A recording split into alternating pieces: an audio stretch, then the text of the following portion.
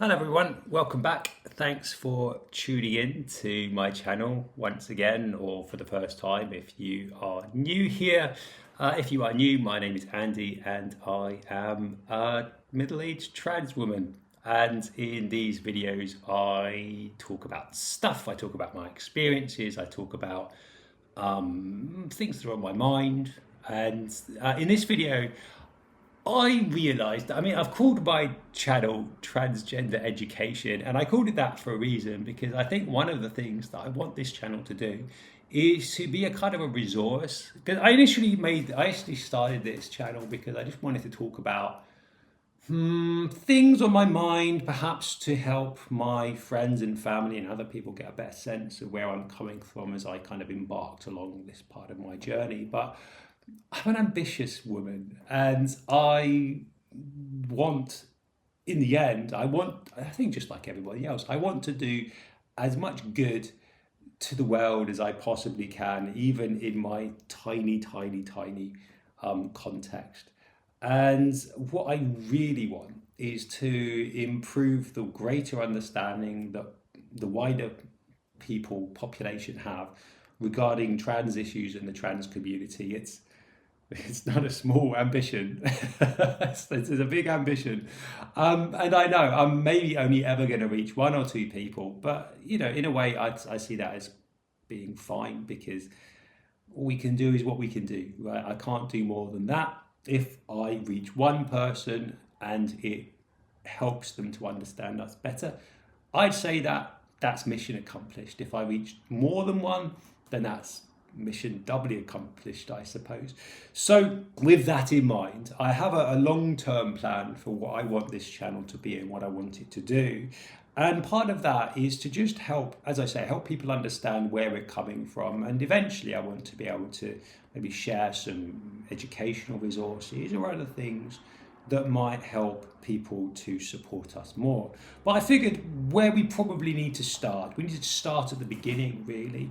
And it's occurred to me that I might be using terminology or phrases or something which might not be abundantly clear. I might be saying things using words that might not be obvious to kind of audience who are new to this. So I thought what I would do is to literally start from scratch and explain some words, explain some of the language that I use, and do that as a series, and I'll see how far I go. So basically what I'll do is a series of videos.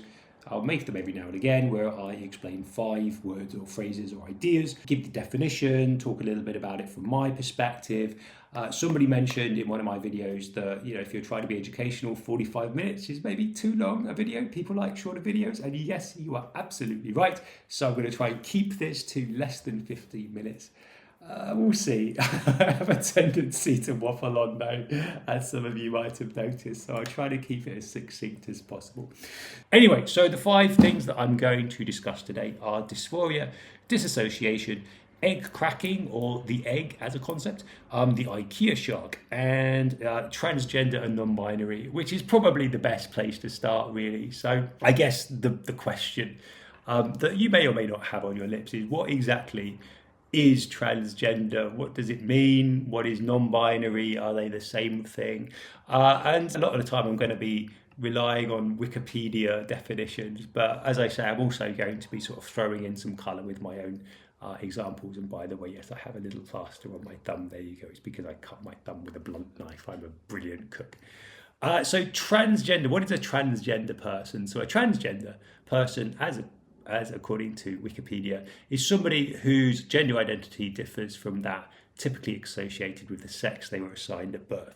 What does that mean? So basically, you're born and the doctors stamp some kind of gender or sex to you. So I was assigned male at birth. I was born, I came out, and the doctors said, yeah, it looks like a boy, it's a boy, birth certificate, boy.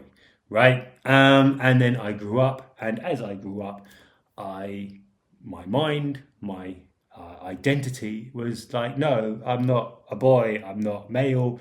This really sucks. I don't like this. I'm actually female, and it took me a while And here I am, I've arrived at this point where I am out in the world saying, no, my gender identity, that is how I perceive myself, is different to that I was assigned at birth. So there is a distinction between that initial assignment and where I feel I am. And so in the long term, I hope that I will be able to get that official status changed. It's not going to be easy, but that's what I hope. What about non-binary? Where does that fit? So non-binary, again, referring to Wikipedia, this is an umbrella term for gender identities that are not solely male or female. And sometimes they identify as falling under the trans umbrella. You might remember I was talking about K Tempest a little while ago, and they do. They see themselves as transgender, but not all non-binary people do see themselves as trans. It's kind of up to them to determine where they land. So what's next on my list? Let's go from there to dysphoria. Now, dysphoria, this is something that trans people often talk about. And when I was talking about what are the worst things about being trans, when I was talking about the responses that I got in my thread, many people talked about dysphoria as being something that made being trans so bad. But what exactly is it? What does it mean? And basically, again, referring to Wikipedia, my best friend in this particular video, dysphoria is described as a profound state of unease or dissatisfaction. And in the case of trans people, that unease or dissatisfaction is that tension between the external presentation and that assignment of whatever sex you've been given and that internal gender identification. And so for me, it was basically a case of internally always perceiving myself as female, and then when you look at yourself in the mirror, there is this weird dissociation, which I'm actually going to define in a minute. So you don't really have a strong connection, a personable connection to that individual that you see in the mirror. You can recognize them to be you. You could even see some, benefits, some nice bits in that, but you don't necessarily identify with that person in the mirror as you. It's a very weird experience, and it's not something that I hope most of you are familiar with. And that dysphoria, for me, it was never so strong that I felt extremely unhappy about bits of my body. There were things that I was very uncomfortable with. There was things that I just didn't really want to interact with. But I never really hated parts of my body. I was just very uncomfortable with it. I was very uncomfortable living within this body. It was just I saw it more of a tool than anything else, a kind of thing that would get me from here to there than something to enjoy or be appreciative of, which is actually changing now since I've started hormone therapy. They're the things that I do enjoy, and I am increasingly comfortable within my own body, which is just wild. It's amazing that I can find that existence. It's like I'm living in a whole new world. It's amazing. But yeah, some people have really strong, powerful feelings of dysphoria to the point where they feel that they can no longer exist in this world. Let's put it that way. And these feelings are strong, and they are chronic, and they are long-lasting, and essentially the best and perhaps the only way that can be treated is through transitioning. So that's dysphoria, and it's not great. On the other flip side of that is euphoria, which I didn't list as one of the things that I'll define. But if dysphoria is discomfort and dissatisfaction, euphoria is extreme comfort and satisfaction. Incredible feelings of joy. And while not all trans people feel dysphoric about their gender and about how they present themselves, you'll find that a lot of the time it's euphoria that is how trans people learn about their transness. And again, this is something that I really discovered, that when I experimented presenting female, wearing female clothing, my clothing, experimenting with makeup, that sort of thing, and then looking at myself in the mirror, that would give me feelings of extreme pleasure, euphoria.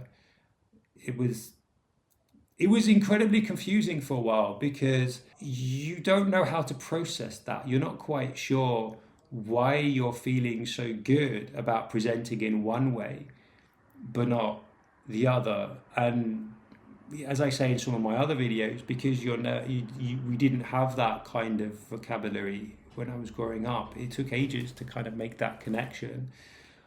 But yeah, anyway, so I'm going to link in the comments in the description to something called the Dysphoria Bible. And this is a resource that a lot of people have used to really better understand what dysphoria is and whether or not what they're experiencing is dysphoria, because it is very difficult to pin down. I used this resource. I found it incredibly helpful. I know many people do. So if you feel that you might be experiencing dysphoria, if you feel that you might be feeling euphoria, if you are thinking maybe does this mean I'm trans, go check out this resource. It's not going to give you absolute 100% certain answers, but it might point you in a certain direction. And just to put it out there as well, if you do feel that maybe you are trans, then you could be, but maybe you're not. I don't know. It's worth exploring, but it's not something that you can probably figure out through a few internet searches. You're gonna probably need to speak to a specialist or a therapist, which leads me to, actually, I'll talk a bit about dissociation because that's kind of connected to dysphoria. And I said that I was going to define this, and then I went off and talked about euphoria instead.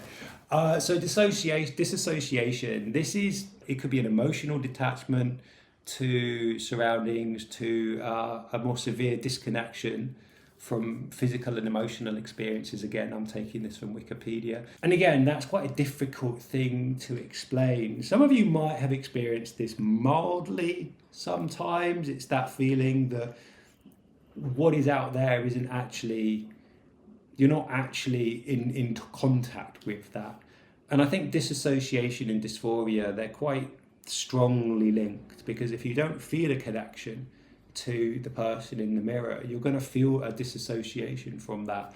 And oftentimes I think trans people report if they have those feelings of disassociation, then that leads them to just not caring for their physical well-being particularly well. They might overindulge with certain substances, or they might not have healthy diet or exercise regimes, that sort of thing, because if they don't feel a connection to that physical body, then why should they have a certain degree of care over them? Okay, so I wanted to talk about the notion of the egg. And if you've been on my channel page, you might notice that I've got this broken egg in the banner of my page, and I put it in there because it has a particular meaning, a resonance in the trans community, the notion of the egg cracking. But if you're not familiar with what it means, you might just wonder, Andy, what is that about? Come on, don't be silly. And the notion of the egg cracking, it's basically that moment of realization that you are transgender. And I think for a lot of people, it's almost like a seminal moment of a dawning of an understanding of, oh, that's why XYZ, right? And once that connection is made for a lot of trans people, it also represents a point of, now I need to do this. So it's like almost these two things go hand in hand, where they have this realization and that almost immediately triggers action. That could be seeking therapy. It could be an immediate need to start hormones or something like this, to start transitioning, be that medically or socially or something.